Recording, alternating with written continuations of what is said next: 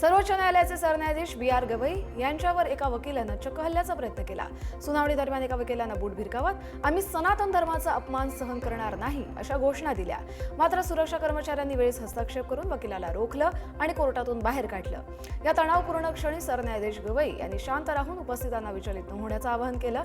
ही घटना थोडक्यात टळली असली तरी सर्वोच्च न्यायालयाच्या सुरक्षेवर प्रश्नचिन्ह उपस्थित झाले। दरम्यान या क्षणी गवई यांनी ठेवलेल्या संयमाचं सगळ्या स्तरातून कौतुक होतंय।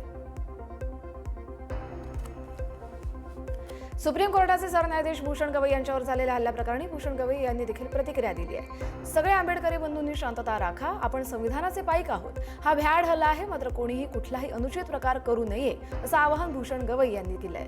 आंबेडकरांच्या विचारांचे आपण पाईक आहोत, त्यामुळे शांतता राखावी असं आवाहन भूषण गवई यांनी केलंय। सर्वोच्च न्यायालयात सरन्यायाधीश बी.आर. गवई यांच्यावर झालेल्या हल्ल्याच्या प्रयत्नावर काँग्रेस नेत्या सोनिया गांधी यांनी तीव्र प्रतिक्रिया दिली आहे। हा हल्ला केवळ सरन्यायाधीशांवर नाही तर आपल्या संविधानावर आहे असं त्यांनी स्पष्टपणे सांगितलंय। न्यायालयासारख्या पवित्र स्थळी असा प्रकार घडणं अत्यंत दुर्दैवी असून या घटनेचा निषेध करण्यासाठी शब्द अपुरे असल्याचंही सोनिया गांधी यांनी म्हटलंय। सरन्यायाधीश गवई हे अत्यंत दयाळू आहेत, पण देशाने आता एकजुटीनं त्यांच्या पाठीशी उभं राहिलं पाहिजे असंही आवाहन त्यांनी यावेळी केलंय। काँग्रेस नेते राहुल गांधी यांनी सरन्यायाधीशांवर झालेल्या हल्ल्याच्या प्रयत्नाच्या घटनेचा तीव्र शब्दात निषेध केलाय। या हल्ल्याला त्यांनी न्यायव्यवस्थेच्या प्रतिष्ठेवर आणि संविधानाच्या आत्म्यावर केलेला हल्ला असं संबोधलंय। अशा प्रकारच्या द्वेषाला आपल्या देशात कोणतंही स्थान नाही आणि या कृत्याचा निषेध व्हायलाच हवा असंही राहुल गांधी यांनी म्हटलंय। सर्वोच्च न्यायालयात सरन्यायाधीश बी.आर. गवई यांच्यावर हल्ला करण्याचा प्रयत्न केला गेला। एका वकिलानं बेंच जवळ येऊन बूट फेकण्याचा प्रयत्न केला, पण सुरक्षा कर्मचाऱ्यांनी त्याला वेळीच रोखलं। सरन्यायाधीश बी.आर. गवई यांच्यावर सर्वोच्च न्यायालयात बूट फेकण्याचा प्रयत्न करणाऱ्या वकील राकेश किशोरला दिल्ली पोलिसांनी ताब्यात घेतल्यानंतर सोडून दिलंय। गवई यांनी कोणतीही कारवाई न करण्याचा निर्णय घेतल्यामुळे पोलिसांनी त्यांना सोडलाय। पोलिसांनी वकिलाचा बूट, आधार कार्ड, सुप्रीम कोर्ट बार असोसिएशनचं ओळखपत्र आणि मोबाईल फोनही परत केलाय। या प्रकारामुळे न्यायालयाच्या सुरक्षेवर प्रश्नचिन्ह उपस्थित झालं असलं तरी सरन्यायाधीशांच्या संयमित भूमिकेचं सर्वत्र कौतुक होतंय। मात्र आरोपीला लगेच सोडल्यानं अनेकांनी सोशल मीडियावर नाराजीही व्यक्त केली आहे। सरन्यायाधीश गवईंवर बूट फेकणाऱ्या वकिलांचं निलंबन करण्यात आलंय। सर्वोच्च न्यायालयात सुनावणी चालू असताना एका वकिलानं सरन्यायाधीश भूषण गवई यांच्या दिशेनं बूट फिरकावला। या प्रकरणी बार काउन्सिल ऑफ इंडियानं वकील राकेश किशोर यांना प्रॅक्टिसमधून निलंबित केलंय। सरन्यायाधीशांनी खजुराहो मंदिरासंदर्भात केलेल्या विधानामुळे नाराज होऊन हे कृत्य केल्याची माहिती आहे। न्यायालयाच्या कार्यालयानं कोणताही गुन्हा दाखल केला नसल्यानं वकिलावर कोणतीही कारवाई करण्यात आलेली नाही। पश्चिम बंगालमधील पूरग्रस्त नागराकाटा परिसरात मदत कार्यासाठी गेलेल्या भाजपचे खासदार खगेन मुर्मू आणि आमदार शंकर घोष यांच्यावर अज्ञात लोकांनी हल्ला केला। या हल्ल्यात मुर्मू गंभीर जखमी झाले असून त्यांना रक्तबंबाळ अवस्थेत रुग्णालयात दाखल करण्यात आलंय। घोष यांच्या वाहनावरही दगडफेक झाली। त्यानंतर भाजप नेत्यांनी यावर टीका केली आहे। हे तृणमूल काँग्रेसच्या समर्थकांचं कृत्य असून मदत कार्य थांबवण्यासाठीच हे हल्ले होत आहेत असा आरोप भाजपनं केलाय। बंगालमध्ये दया दाखवणाऱ्यांना शिक्षा केली जाते असाही आरोप करत भाजपनं मुख्यमंत्री ममता बॅनर्जी यांच्यावरही निशाणा साधला आहे। प्रसिद्ध गायिका मैथिली ठाकूर भाजपमध्ये प्रवेश करणार असल्याची सध्या जोरदार चर्चा रंगली आहे। भाजप नेत्यांशी झालेल्या भेटीनंतर मैथिली विधानसभा निवडणुकीच्या मैदानात उतरणार असल्याचं बोललं जात आहे। मैथिली ठाकूरनं नुकतीच दिल्लीत भाजपचे राष्ट्रीय सरचिटणीस विनोद तावडे आणि गृहराज्यमंत्री नित्यानंद राय यांची भेट घेतली। या भेटीनंतर मैथिली भाजपच्या तिकिटावर आगामी बिहार विधानसभा निवडणूक लढवू शकते अशी चर्चा आता राजकीय वर्तुळात सुरू झाली आहे। मैथिली ठाकूर ही मूळची बिहारच्या दरभंगाची आहे। मैथिलीनं झी टीव्हीच्या सारेगमप लिटिल चॅम्प्स या कार्यक्रमातून अभिनय क्षेत्रात आणि गायन क्षेत्रात पाऊल ठेवलं। तेव्हापासून ती चित्रपट, भजन आणि लोकगीतं गातीये। छत्तीसगडच्या कवर्धा जिल्ह्यातील अकलघरिया या गावाजवळ रायपूर जबलपूर महामार्गावर भीषण अपघात झालाय। बोलेरो कार आणि ट्रकमध्ये समोरासमोर धडक बसल्यानं हा अपघात झाला असून यात 5 जणांचा मृत्यू झाला तर 4 जण गंभीर जखमी आहेत। बोलेरो कार कोलकाताहून मध्य प्रदेशकडे जात असताना ही दुर्घटना घडली। दरम्यान जखमींवर रुग्णालयात उपचार सुरू आहेत। या अपघातानंतर पोलिसांनी घटनास्थळी धाव घेत तपास सुरू केलाय। मात्र या अपघातामुळे परिसरात हळहळ व्यक्त केली जाते। उत्तर प्रदेशातील फिरोजाबादमध्ये झालेल्या पोलीस चकमकीत फरार आरोपीचा मृत्यू झालाय। या व्यक्तीवर 2 कोटींची लूट केल्याचा आरोप होता। चकमकीत राज्यातील दबंग पोलीस अधिकारी एएसपी अनुज चौधरी यांनाही गोळी लागली आहे। सुदैवानं त्यांनी बुलेट प्रूफ जॅकेट घातलं होतं, त्यामुळे त्यांचा जीव वाचलाय। मात्र प्रभारी निरीक्षक संजीव दुबे जखमी झाले। 30 सप्टेंबरला मखनपूर या परिसरात जीके कंपनीच्या कॅश व्हॅनमधून 2 कोटी रुपयांची लूट झाली होती। 4 चाकी वाहनांमधून आलेल्या दरोडेखोरांनी ड्रायव्हरला मारहाण करून व्हॅन घेऊन पळ काढला होता।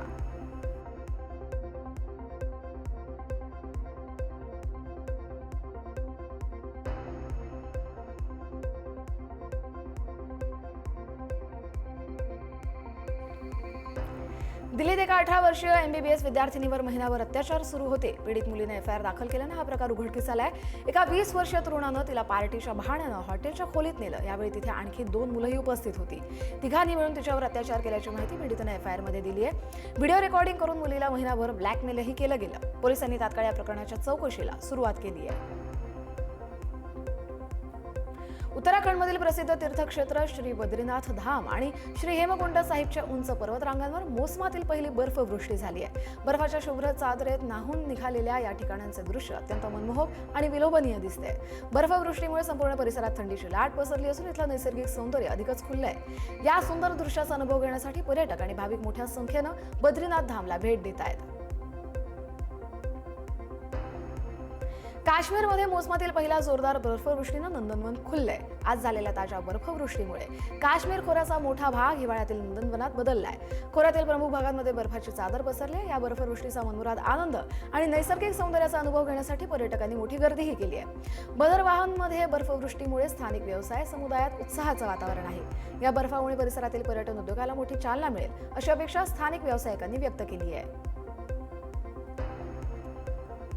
जम्मू काश्मीरमधील रियासी जिल्ह्यात असलेल्या माता वैष्णो देवीचं दर्शन बंद करण्यात आलंय. हवामान विभागानं राज्यात 5 ते 7 ऑक्टोबर दरम्यान मुसळधार पावसाची शक्यता वर्तवली आहे. त्यामुळे श्री माता वैष्णो देवी बोर्डानं तीर्थयात्रा स्थगित करण्याचा निर्णय घेतलाय.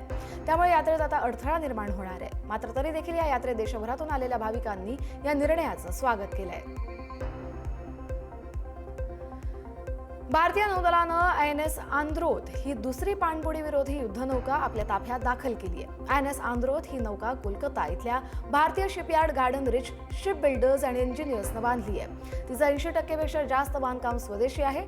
हे जहाज नौदलाच्या पाणबुडी विरोधी युद्ध क्षमतांना बळकटी देईल. हे जहाज किनारी भागात सर्वात उपयुक्त ठरेल कारण ते उथळ पाण्यातील ऑपरेशनसाठी डिझाईन केलेलं आहे. तिचं नाव लक्षद्वीपमधील सर्वात मोठं बेट आंद्रोथ वरून ठेवण्यात आलंय. हे बेट त्यांच्या सौंदर्यासाठी आणि सांस्कृतिक महत्त्वासाठी ओळखलं जातं. 2 मुलींसह लेणीमध्ये राहणाऱ्या रशियन महिलेच्या प्रकरणात सर्वोच्च न्यायालयानं संताप व्यक्त केलाय. तुमची मुलं लेणीमध्ये राहत होती तेव्हा तुम्ही काय केलं? एवढा वेळ तुम्ही कुठे होता? असा सवाल महिलेच्या पतीला सर्वोच्च न्यायालयानं केलाय. नीना कुटिया ही रशियन महिला तिच्या 2 मुलींसह कर्नाटकामधील एका लेणीत राहत होती. त्यांच्याकडे अधिकृत कागदपत्रही नव्हती. यांना रशियाच्या दूतावासानं आपत्कालीन प्रवासाचं कागदपत्र दिलं होतं. महिलेचा पती असल्याचा इस्रायली नागरिकांना दावाही केला. मात्र सर्वोच्च न्यायालयाने ही याचिका फेटाळून लावली आहे.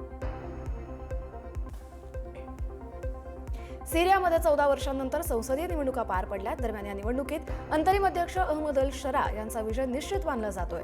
देशातील 210 पैकी 70 जागा शरा स्वतः नियुक्त करणार असून उर्वरित 140 जागा इलेक्टोरल कॉलेज मार्फत भरल्या जात आहेत. मात्र सामान्य जनतेला या प्रक्रियेपासून पूर्णपणे दूर ठेवलं गेलंय. ही निवडणूक लोकशाहीचा फार्स असून केवळ सरकारच्या वैधतेची खातरजमा करण्याचा प्रयत्न असल्याचं मत काही तज्ज्ञांनी व्यक्त केलंय.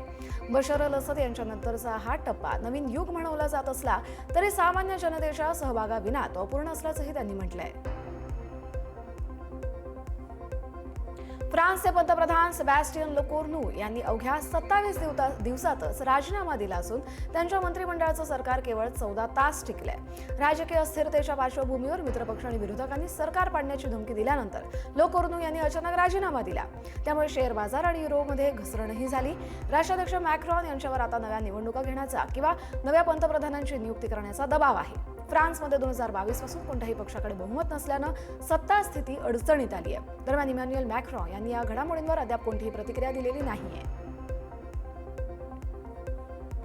अमेरिकेत 6व्या दिवशी सरकारी शटडाऊन सुरू आहे. काँग्रेसमधील डेमोक्रॅट्स आणि रिपब्लिकन यांच्यात खर्चाच्या निधीवर अजून असहमती नाहीये, ज्यामुळे सुमारे 7.5 लाख फेडरल कर्मचाऱ्यांना बिनपगारी रजेवर पाठवलं गेलंय. संरक्षण, हवाई वाहतूक आणि सामाजिक सुरक्षा सेवा सुरू असल्या तरी राष्ट्रीय उद्यानं, संग्रहालय आणि आरोग्य संस्था CDC FDA यांचं संशोधन अर्धवट राहिलंय. हे शटडाऊन लांबल्यास नोकऱ्या, आरोग्य सेवा आणि अर्थव्यवस्थेवर गंभीर परिणाम होण्याची शक्यता आहे, अशी चिंता आता तज्ज्ञांनी व्यक्त केली आहे. या राजकीय वादामुळे अमेरिकेची अर्थव्यवस्था सध्या मोठ्या आव्हानाला सामोरं जाते. सर्बिया क्रोएशिया सीमेवरील डॅन्यूब या नदीत एका बोटीतून 10हून अधिक चीनी नागरिक प्रवास करत असताना ती उलटली। या अपघातात एकाचा मृत्यू झाला असून 9 जणांना वाचवण्यात यश आले अशी माहिती सर्बियन पोलिसांनी दिली आहे। ही घटना रविवारी सर्बियातील बाचका पालांका या शहराजवळ घडली आहे। सर्बियन बचाव पथकांनी मृतदेह बाहेर काढला असून 4 जणांना सुरक्षित केलं, तर क्रोएशियाच्या पथकांनी 5 जणांना वाचवलं। सर्बिया हा बाल्कन मार्गातून युरोपियन युनियनमध्ये अवैध स्थलांतरासाठी महत्त्वाचा मार्ग मानला जातो। त्यामुळे श्रीमंत युरोपियन युनियन देशांमध्ये जाण्यासाठी स्थलांतरित सर्बियातून क्रोएशिया किंवा हंगेरीमध्ये अवैधपणे प्रवेश करण्याचा प्रयत्न करतात। इराणने गाझा संघर्ष समाप्तीचं समर्थन केलंय। गाझामधील नरसंहार थांबणार असेल तर आम्ही त्याचं स्वागत करतो। युद्ध थांबल्यास पीडित पॅलेस्टिनी लोकांना मदत पोहोचवणं शक्य होईल असं मत इराणचे परराष्ट्र मंत्रालयाचे प्रवक्ते इस्माईल बघाई यांनी व्यक्त केलंय। हमासनं उर्वरित 48 पोलिसांना 3 दिवसांच्या आत सोडण्याचं यात योजनेत नमूद करण्यात आलंय। हमासने या योजनेतील काही घटक स्वीकारले आहेत, मात्र या योजनेवर पुढील वाटाघाटी होणार आहेत।